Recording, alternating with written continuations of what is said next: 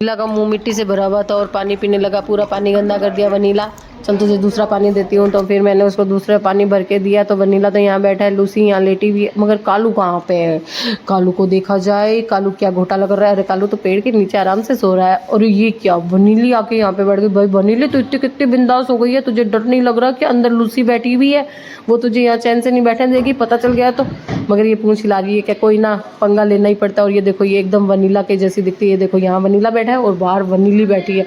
दोनों एकदम भाई बहन लगता है, बस पैदा अलग अलग हुए हैं, अलग अलग माँ से। और यहाँ पे कालू बैठा है और वहाँ पे वनीला बैठ गया। मगर लूसी बाहर नहीं आनी चाहिए, तो मैंने इसीलिए सबको कह दिया कि दरवाज़ा बंद रखो। अगर वो बाहर आ गई तो ये दोनों तीनों मिल करके इसके ऊपर अटैक कर देंगे। जब तक लूसी बाहर नहीं आएगी ये लोग अटैक नहीं करेंगे। कालू बहुत फ्रेंडली रहता है वनीली के साथ आजकल। और ये लूसी अंदर खा पी रही है, अंदर ही बैठी हुई है। और ये महारानी जी आज अपने साम्राज्य को चेक कर रही है कि व्यवस्था कैसी चल रही है। तो गेट के आगे अपनी वो कहते हैं सिंहासन लगा, बत्ती सी लगा करके यहाँ पे बैठी हुई है। और कालू वनीला इसकी प्रजा है, और जो कैदी है वो वनीली है, तभी तो उसको सज़ा देती रहती है। यहाँ पे पानी वानी सब भरा हुआ है, मगर पेड़ के पास इन्होंने बहुत ज़्यादा खोद दिया था। मैंने सोचा पेड़ के नीचे ज़्यादा गड्ढा ना हो जाए, इसलिए वहाँ पे ईंटें लगा दी। वहाँ अर्थिंग का तार भी लगा हुआ था इसीलिए। तो ये देखो, ये कालू यहाँ पे बैठा है और वनीला यहाँ पे खड़ा है। और ये लूसी मैडम यहाँ से देख रही है कि इनके सेनापति कैसे काम कर रहे हैं।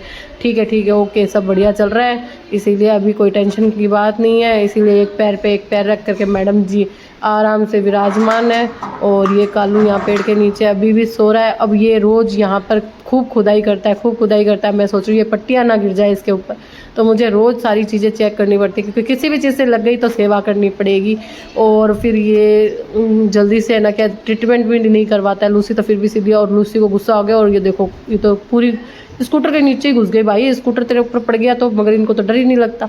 और ये देखो, वनीले ने अपना पूरा मुंह मिट्टी से भर लिया। आजकल जब कुछ नहीं खाना होता है ना, तो ये ना पहले गड्ढा खोदता है, गड्ढा तो पैरों से खोदता है, और जब इसको बूढ़ता है तब मिट्टी से बूढ़ता है, मुंह से बूढ़ता है।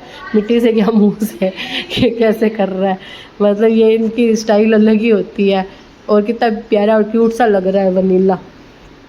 तो मेरे तो सुबह शाम और दिन और रात सब है ना, कालू वनीला लूसी घर के बाहर, घर के अंदर शेरू। और फिर जब बाड़े पहुंचती हूँ तो वहाँ पे चीकू, और वहाँ पे भी वो नानी परनानी, ऐसे करके 3-4 माँ बेटियों का है ना पूरा एक झुंड है, जिनके बच्चे ही बच्चे हुए हुए वो सब वहाँ पर। तो ऐसे करके, और कॉलोनी के गेट पे वो जिम्मी का जिसका एक्सीडेंट हुआ था, ये देखो स्कूटर के नीचे फिर से बैठी हुई है। तो उसको अभी एनजीओ में आर्थिक जी के डाला वही है ही है, मतलब वहीं पे छोड़ा हुआ ही है उसे, वही उसकी केयर कर रही है। वहाँ पे जब समय मिलता है तो जाती हूँ, देखती हूँ। और अभी तो शुरू में तो मैं गई व काफ़ी, मतलब जा ही रही हूँ, और फिर आगे देखेंगे। ये देखो, ये बैठी है यहाँ पे सीढ़ियों में,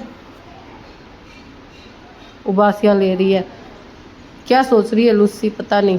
लूसी सोच रही है ठीक हो जाऊँ तो फिर अटैक करूँ किसी पे। और ये वनीली खा रही है आराम से, सुबह शाम दोनों टाइम अभी से खाना दे रहे हैं। और ये शेरू ये ऐसे कुर्सी के नीचे सोफे के बीच में, पता नहीं कौन कौन पे घुस के सोता है। मुझे तो कई बार आश्चर्य होता है, इसको ऐसे घुस के या ऐसे दब करके ऐसे छुप के सोने में क्या ही मज़ा आता है, मगर इनको मज़ा आता है। और ये वनील को रात को खाना खिलाने गए तो ये वनीला आ गया पीछे। अब मैंने सोचा इनकी फाइटिंग नहीं हो जाए। मुझे फाइटिंग का बहुत ज़्यादा डर रहता है, क्योंकि जब कालू वनीला की फाइटिंग हुई थी ना, तो भाई वनीले को छुड़वाना इतना मुश्किल हो गया था। मैंने कहा आज तो ये इसे मार के ही छोड़ेगा।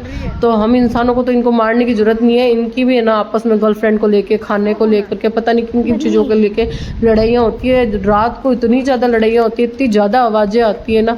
मैं कई बार तो रात को ये सोचती हूँ, रात को बहुत आवाज़ें आती है, इनके चिल्लाने रोने लड़ने की। प्रकृति अपने हिसाब से सब कुछ हिसाब किताब करती है। हम इंसानों को इनके साथ कोई खराब व्यवहार करने की, इनको ख़त्म करने की, कोई चीज़ की भी कोई प्रयास करने की ज़रूरत नहीं। हम तो बस इन्हें रोटी दें और अपना काम पूरा करें, बाकी तो सब अपने आप प्रकृति कर देगी। ये देखो, ये भाग करके दौड़ करके आ रहे हैं। और मैं घर आई हूँ ना, तो इस खुशी में जहाँ कहीं भी होंगे मैं आवाज़ें दूंगी, दौड़ते हुए आ जाएंगे कालू वनीला लूसी। इनसे मिलने की खुशी मुझे भी अलग ही है और इनको भी अलग ही है। और ऐसे लगता है जैसे मेरा इंतज़ार बड़ी प्रगाढ़ता के साथ में कर रहे थे। देखो कैसे तीनों जने झूम पड़े। और ये लूसी तो इससे तो मतलब इतना भारी शरीर हो गया, फिर भी है ना मतलब खड़ी होती है। और ये वनीला बैठा हुआ है, इसको वनीला वनीला आवाज़ देंगे ना तो ये देखो देखने लग जाता है। और ये अब वनीला लूसी कालू, ये जो हम बचपन से नाम रखते हैं ना, ये समझने तो लग जाते हैं, ये तो बात सच है। मतलब कि ऐसे अपन किसी को कुछ बोलते हैं ना समझे ना समझे, अब देखो इसको वनीला वनीला वनीला बोलते हैं ना, तो वनीला समझ जाता है कि मुझे ही आवाज़ दे रहे हैं। अब हम ऊपर खड़े इसे देख रहे हैं, वनीला बोल रहे हैं, तो ये पूंछ हिला रहा है, तो ये कुछ तो समझते हैं, ऐसी बात नहीं है। और जो ट्रेनिंग देते हैं वो सिखाते ही हैं, मतलब वो समझते ही हैं जब ही सिखा पाते हैं। तो बस वही बात है। अब ये देख लो शेरू को कैसे पैर फंसा के इसके कुर्सी के नीचे बैठा हुआ है। भाई शेरू, ऐसे कैसे बैठा है? तो ये दिक्कत नहीं हो रही क्या आपको? प्रॉब्लम? मुझे तो कोई प्रॉब्लम है ही नहीं, मैं तो यहाँ पे आराम से बैठा हुआ हूँ, कहीं पे भी बैठ जाओ, आपको कोई दिक्कत ही रहती है। अब मुझे तो ऐसे ही बैठना पसंद है। अब देखो कैसे पैर फंसा करके बैठा हुआ है, और हर जगह ऐसी दब के फंस के बैठना पसंद है इसको। ये देखो आंधी आ गई और ये सारा पर्दा उड़ गया, जिसकी छाँव में ये लोग बैठा करते थे। 2-3 बार ये पर्दा लगा दिया। आंधी बारिश के सीज़न में ऐसे ही होता है। ये देखो वनीला पूरा मिट्टी से भर के यहाँ आके बैठा हुआ है, और कालू भी बैठा हुआ है। लूसी पता नहीं कहाँ है, दिखाई नहीं दी।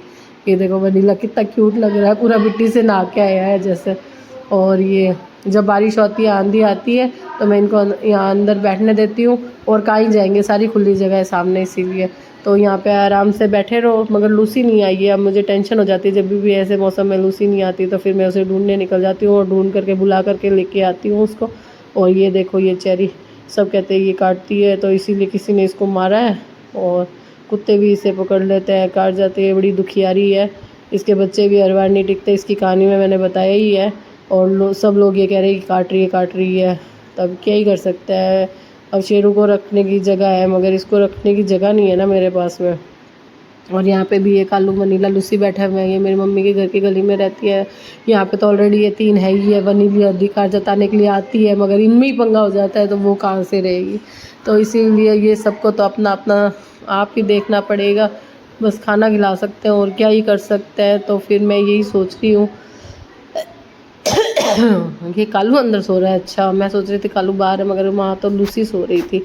तो इस तरह से मेरी सुबह मेरी शाम सब यही चल रहा है। और अब मुझे यहाँ पे भी घर खाली करना है, तो मैं ये सोच रही हूँ कि जब मैं यहाँ से चली जाऊँगी, तो कालू और ये लूसी वनीला कैसे रहेंगे। वनीला को देखो कैसे निश्चिंतता से सोते हैं ये। अब मैं यहाँ से जाऊँगी, मेरी टेंशन यही है कि मुझे कोई ऐसा घर मिल जाए जहाँ पे ये रह सके, जिस गली में ये रह सके। मगर उस गली में भी तो दूसरे कुत्ते आएंगे, वो इनको एक्सेप्ट नहीं करेंगे। बहुत सारी टेंशन है। अब मैं इनको छोड़ के भी नहीं जाना चाहती।